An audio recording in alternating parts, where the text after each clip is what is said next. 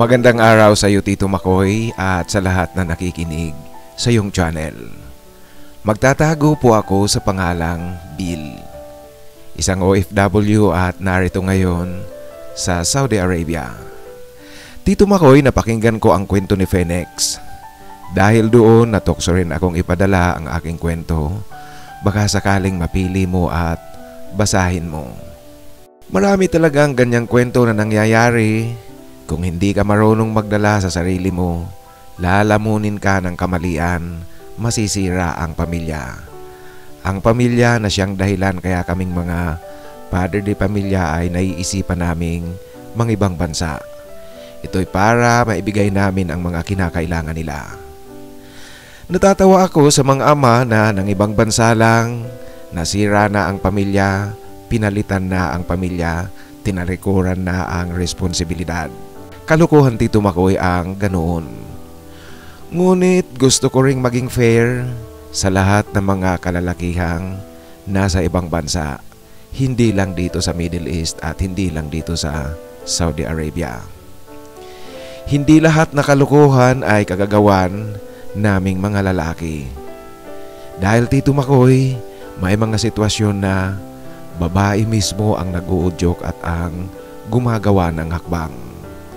Ngunit, Tito Makoy, linawin ko lang po, hindi lahat na kababayan nating mga babae na nasa abroad ay gumagawa ng kalukuhan at hindi matino.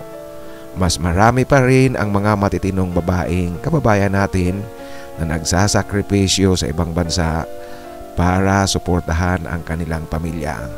Mas marami pa rin silang mga ulirang nanay, ulirang kapatid at ulirang kababayan natin na nagsasakripisyo.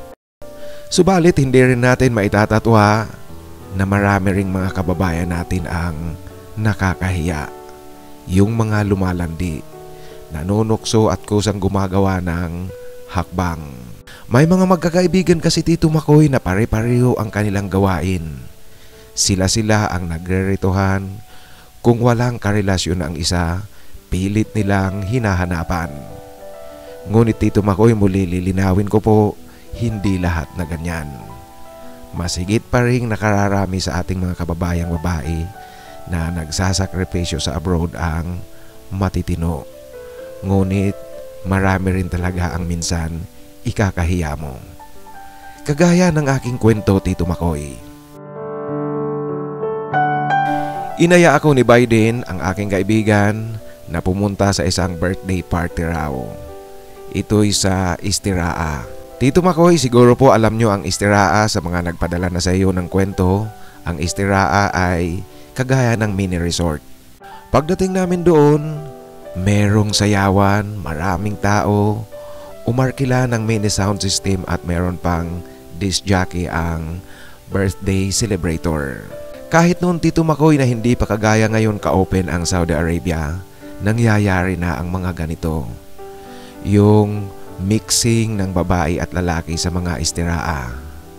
Ang ginagawa, nakasarado lang palagi ang gate ng buong compound at kung merong papasok, merong kakatok, tinitingnan muna.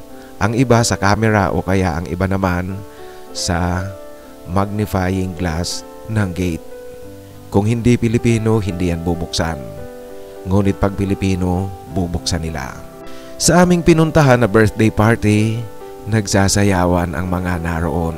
Ako naman, Tito Makoy, palibhasa, lahat kaliwa ang aking mga paa, nasa isang sulok lang, naninigarilyo. Merong lumapit sa akin na dalawang babae. Ang isa ay may edad na, itatago ko siya sa pangalang Chelsea. At yung isa naman, kaedad ko yung medyo bata-bata pa. "Oh kuya, bakit ka nagmumukmuk dyan? Hala, sayaw tayo. Monica, isayaw mo nga si kuya." Yan, Tito Makoy, ang wika ni Chelsea sa kanyang kasama na Monica ang pangalan. Sige na po, alam niyo po kasi lahat kaliwa ang mga paa ko. Yun naman, Tito Makoy, ang pagbibiro ko sa dalawa. Kuya, kunan na lang kaya kita ng maiinom. Ano pong gusto nyo? Kape or kapiling? Ito, Tito Makoy, ang wika ni Monica, yung nakababatang babae. Nagtatawanan ang dalawa at nakitawa na rin ako sa kanila.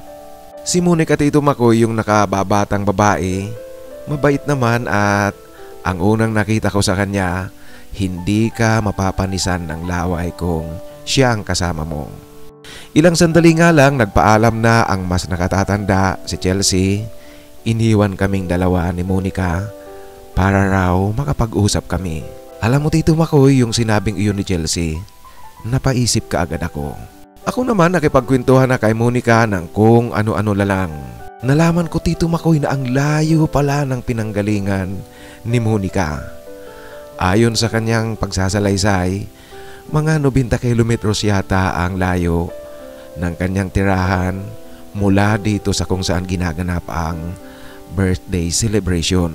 Pumunta siya rito para makiparty lang at sumakay nga lang daw siya ng Uber.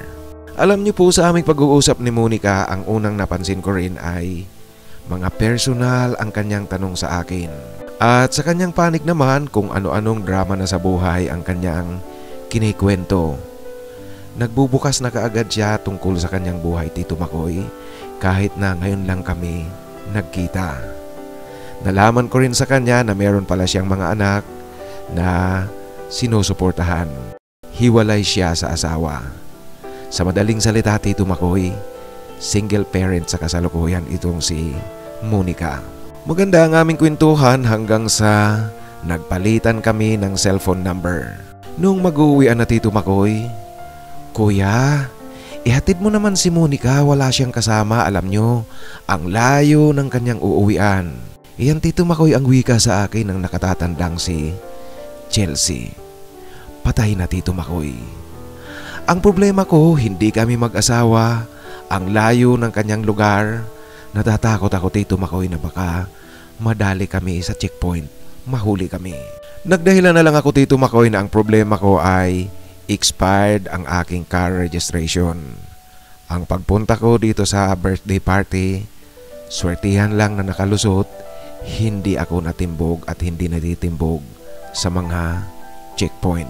Kaya natatakot akong ihatid si Monica, baka pati siya madamay. Yan Tito Makoy ang aking alibay at buti na nga lang nadala ko ang dalawa sa ganoong dahilan. Alam niyo po Tito Makoy, ang aking unang impresyon kay Chelsea, yung nakatatandang babae. Parang sa tingin ko, sapin yata ito sa impyerno kay Monica. Kasi pakiramdam ko nung oras na iyon, pilit na inirereto sa akin si Monica. Makalipas ang ilang linggo, isang kaibigan ko na naman ang nagyaya sa akin. Ibang lugar ang location. Ibang grupo kasi, ibang kaibigan ko ang nagyaya.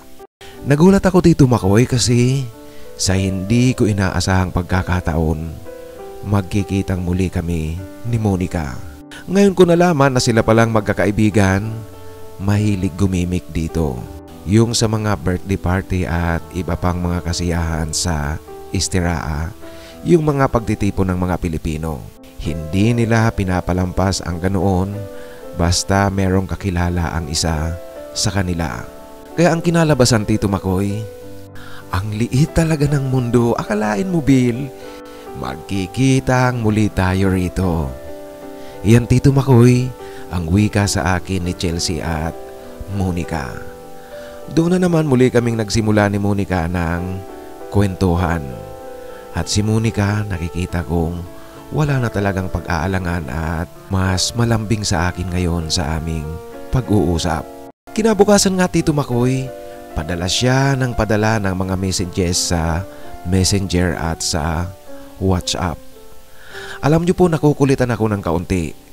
Lalo pa nung oras na iyon na nagme-message siyang palagi sa akin sunod-sunod. Kausap ko sa Messenger ang aking mag-iina dyan sa Pilipinas. Maya't maya may message tone na tumutunog sa cellphone ko. Sa tuloy-tuloy na palitan namin ng mga message ni Monica, isang araw nagyaya siya sa akin na magkita raw kami sa Bata. Tito Makoy, ang lugar na ito, dito sa Riyadh, meron ditong Filipino area. Meron ding lugar para sa ibang mga lahi. Alam nyo po, pag nasa Filipino area ka, para ka rin lang na nasa Manila. Nasa food court kaming tatlo ng isang mall. Nasa harapan nila ako, nag-uusap silang dalawa ng kanilang salitang lokal dyan sa Pilipinas. Tito Makoy, hindi ko nababanggitin kung anong salita, basta lokal na salita ito dyan sa Pilipinas, hindi Tagalog. Hindi ko maintindihan ang kanilang pinag-uusapan. Kaya naman dahil nga kaharap ko rin sila, tinanong ko ng pabiro ang mga ito kung ano ang kanilang sinasabi. Hindi, alam mo Bill, tinatanong ko si Ate Chelsea kung saang lugar yung nag-check-in sila ng kanyang boyfriend. Okay doon, tago ang lugar, malayo, walang mutawa at walang pulis. Ito Tito Makoy ang wika ni Monica sa akin. Alam niyo po, gulat na gulat ako sa kanyang pinagsasasabi. Makalipas nga ang ilang sandali, dumating ang boyfriend ng matandang kaibigan ni Monica na si Chelsea. Alam mo Tito Makoy, batang-bata ang boyfriend ni Chelsea at gwaping din ito. Nang makita ko ito, parang natawa ako kasi sa tingin ko, kalahati lang ng edad ni Chelsea ang edad ng lalaki. Habang tinitingnan ko sila Tito Makoy, ang mag-boyfriend ay para silang mag-ina. Mag-ina na bunsong anak pa ang kasama, bunsong anak ang boyfriend. Hindi nga nagtagal, umalis ang dalawa, naiwan muli kami ni Monica sa lamesa. Alam mo Tito Makoy, ang pumapasok sa isip ko, marahil nadala ng alahas ang batang lalaki nitong si Chelsea. Kasi itong si Chelsea Tito Makoy, kung titingnan mo ang kanyang katawan, parang merong hepatitis B. Naninilaw sa mga bracelet at kwintas na ginto ang kanyang katawan. Sa kaso namin ni Monica, baka hindi ka maniwala Tito Makoy, nung kaming dalawa na lang, nangungulit itong si Monica na pumunta raw kami doon sa sinasabi ng kanyang kaibigan. Nagyayaya siya sa aking mag-check-in daw kaming dalawa. Alam mo Tito Makoy, problemado ako sa pagkakataong ito kasi natatakot ako kahit napapaano. At dahil nga sa pangungulit sa akin ni Monica, ayoko rin namang mainsulto ang aking pagkalalaki. Ang ginawa ko na lang Tito Makoy, bagamat nag-aalanganin, isinama ko siya sa aking bahay na tinutuluyan. Total, mag-isa lang naman ako dito. Alam niyo na po ano ang gagawin namin ngayong solo namin ang lugar. Gustong gusto ni Monica at siya na mismo Tito Makoy ang gumagawa. Mainit na mainit itong si Monica. Kitang-kita kong matagal na siyang naghahanap at naghihintay ng ganitong pribadong pagkakataon. Lalaki ako. Babae ang nagyayaya at babae ang gumagawa. Narito pa ngayon sa pamamahay ko. Ano pa ang aasahan natin Tito Makoy? Kaya sa unang pagkakataon, nagawa ko ang pagtataksil ko sa asawa ko. Alam niyo po, hindi ako magiging hipokrito. Lalaki lang ako. Nadadarang, natutokso at may pangangailangan din. Kaya hindi na ako makaiwas. Nagawa namin ni Monica ang bagay na hindi namin dapat gawin. Pagkatapos ng nakaw na sandali namin iyon ni Monica sa bahay ko, ang problema ko na ngayon Tito Makoy, kung paano ko pauuwiin si Monica sa kanyang tirahan. Kasi natatakot akong bumiyahe na magkasama kami, baka ma-checkpoint kami, hindi kami mag-asawa. Mahirap na. Baka makulong ako dito sa Saudi Arabia. Subalit Tito Makoy, salamat sa Diyos kasi naihatid ko si Monica na walang aberya. Dumating ang araw, nag-birthday ang nakatatandang si Chelsea. Sa isang istiraha din ginawa ito. Alam niyo Tito Makoy, dito binigyan pa kami ni Chelsea ng kwarto ni Monica. Gabi ang kasayahan, overnight ang renta niya sa istiraha. Kaya hindi ka magtataka na merong milagrong naganap sa amin ni Monica buong magdamag. Ito'y dahil nga sa meron kaming isang silid. At mula noong magdamag kaming magkasama ni Monica sa iisang silid, yung mga sumunod na araw, panay-panay na ang tawag niya sa akin. Nagyayaya ito, may lakad raw sila kung saan-saan, Gabi o kaya araw man, nagte-text siya sa akin, nagpapadala ng message sa Messenger at sa WhatsApp. Inaaya akong palagi na lumakad kami. Alam mo Tito Makoy, sa pagkakataong ito, napag-isip-isip ko na mukha yatang mahuhulog ako sa sitwasyong mahirap nang umatras. Kung tuloy-tuloy ang pagkikita at palagi kaming magkakasama ni Monica sa mga pribadong lugar, malaki ang posibilidad na mawasak ang pamilya ko. Alam mo Tito Makoy, nahihirapan na akong gumawa ng alibay para hindi samahan si Monica at hindi pumunta sa mga sinasabi niyang pupuntahan namin. Ngunit sa kabila noon, nagtatalo rin sa isipan ko na kung palagi-lagi na lang akong tatanggi at iiwas kay Monica, hindi maganda ito sa akin bilang isang lalaki. Ngunit Tito Makoy, napag-isip-isip ko rin na masyadong delikado ang aming ginagawa. Kaya Tito Makoy, para makaiwas, ang naisip ko na lang ay dineactivate ko ang aking Facebook account at nagpalit rin ako ng SIM card ng cellphone. Nagpalit ako ng cellphone number. Hindi na ako natatawagan ni Monica. Nagulat rin ang asawa kong si Hillary. Nagtatanong siya sa akin kung bakit daw dineactivate ko ang aking Facebook.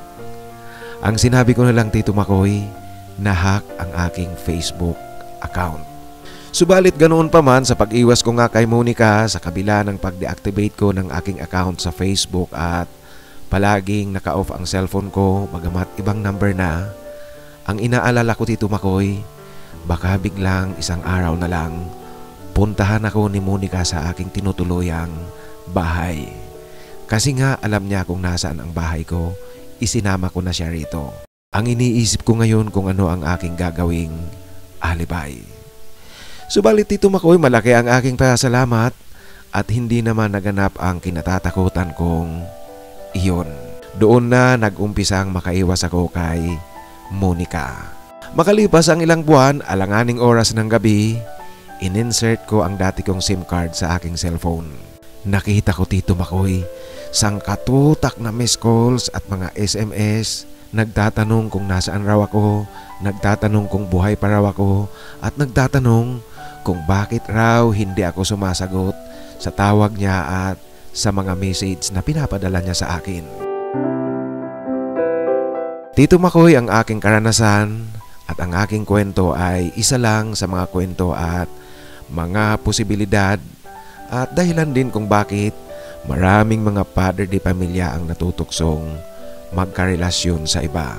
Kasi totoo yan Tito Makoy, may mga sitwasyon na babae mismo ang nanliligaw sa lalaki at babae ang gumagawa ng hakbang, kagaya ng nangyari sa akin. Kahit na umiiwas ang mga lalaki, ngunit kung ang babae talaga ang gatgatan, mapapasubo ka minsan.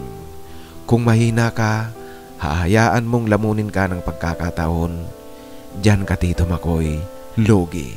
Tuluyan kang malulubog sa kumunoy ng kamalian. Lalong-lalo na kung paandarin mo pa ang pagiging mayabang bilang isang lalaki.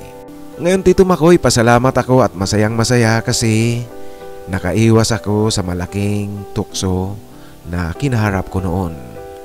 Buo ang aking pamilya at patuloy akong nagtatrabaho ngayon dito sa Saudi Arabia. Ang nasa isip ko ngayon ay ang aking pamilya dyan sa Pilipinas.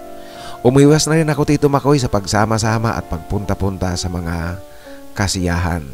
Kasi nga meron na akong iniiwasan.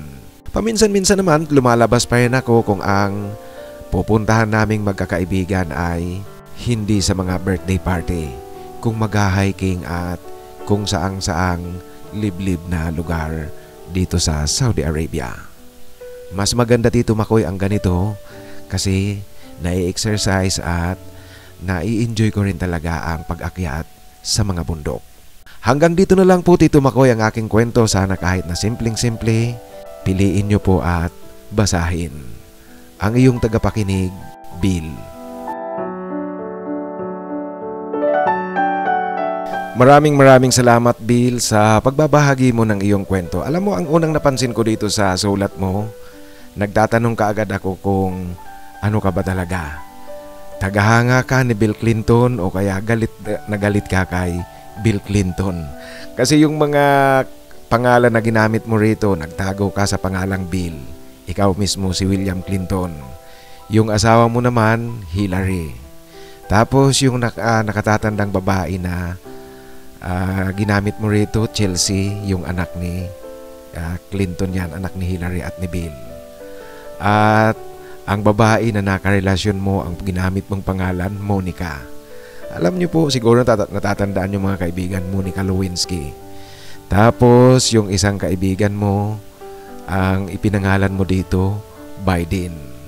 Kaya natatawa ako dito sa iyong kwento. Di ko alam kung talagang diehard fan ka, diehard supporter ka ng Democrats at tagahanga ka ni Bill Clinton o kaya galit ka kay Bill Clinton.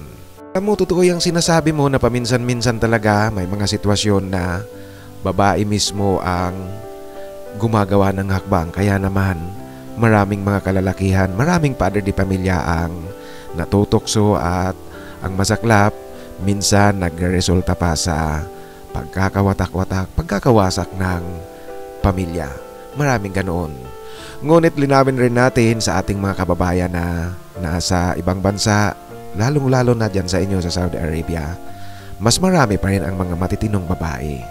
Yun nga lang talaga ang nakakalungkot dahil sa ilang mga hindi matitino, pati yung mga matitinong mga kababayan natin na naghahanap buhay, mga ulirang ina, ulirang kapatid at ulirang kababayan nating babae na dadamay sa hindi magandang larawan ng ibang hindi matino. Ulitin ko, mas marami pa rin ang matitino, mga kababayan natin. Yung ginawa mo, Bill, tama yun. At natutuwa ako na hanggang ngayon, buo pa rin at nakatuon ka ngayon sa iyong pamilya. Ngunit, Bill, doon sa sinasabi mong paminsan-minsan talaga hindi mo masisi ang lalaki na matukso at kagaya ng nangyari kay Phoenix, medyo hindi ako dyan kumbinsido. Kasi alam mo, tayong lalaki, tayo ang merong control, tayo ang merong hawak na control. Hindi imposible na humindi ka o kaya umiwas ka sa tukso. Kayang-kaya mong iwasan. At yung mga natutokso, hindi talaga sila umiwas kasi ang pinapaandar ng karamihan dyan yung pagiging lalaki. Yung sabihin natin na paminsan-minsan kasi umaandar sa atin ang pagiging narcissistic. Alam mo ang sinasabi kong narcissistic, yung narcissistic ay yung umaandar sa iyo ang tinatawag na narcissism. Ang narcissism yan ay ang sobrang paghanga mo sa sarili mo. Bilib na bilib ka sa sarili mo, gwapong-gwapo ka sa sarili mo, namamatsyuhan kang namamatsyuhan sa sarili mo. Kaya sasabihin mo, iisipin mo, macho ako, maraming nagkakagusto sa akin, sayang naman ito. Ganyan ang kadalasang nagiging takbo kung bakit may mga padre de pamilya na natutokso, iniiwan ang pamilya dahil lang sa tukso na kanilang sinasabi. Hindi ako sang-ayon dyan. Maraming salamat at ingat palagi dyan. Ngayon sa ating shoutout mga kaibigan, shoutout ko si Joe Makati ng New Orleans, USA.